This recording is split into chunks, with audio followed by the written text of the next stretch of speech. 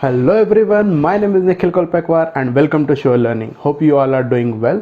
To become a successful teacher, the first step is to design an effective objective.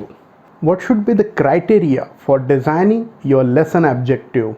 Have you ever thought of, I'm sure you have heard about a SMART approach. SMART stands for specific, measurable, attainable, realistic and time bound. But today I'll explain you 4M strategy.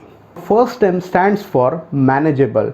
While designing your objective, you have to keep in mind that whatever the objective I have chosen, is it attainable, is it manageable in a given time period?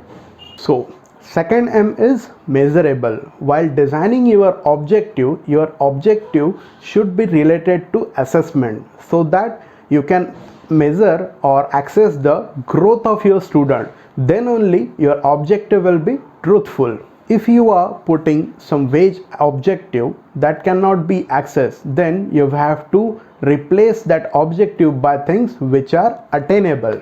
Third M is made first. Most of the teachers decide the classroom teaching and the activity which they would like to conduct in the class first, then they decide the objective, which is absolutely wrong. First, you have to design an objective, and based on that objective, you have to decide which activity should fit into my lesson. Fourth M is most important thing.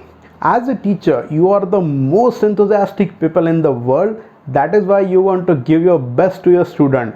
But you ended up doing lots of activities around one objective only. The best thing is jot down all the activities which you are planning for your objective, then select the most relevant of the activities which suits to your objective. Now you have two strategies. First one is SMART and another is 4M.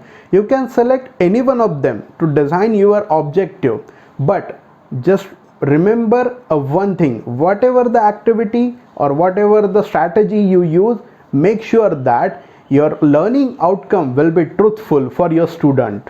If you like this technique, please like our video and subscribe to our channel. Stay tuned for such more interesting techniques. Happy learning.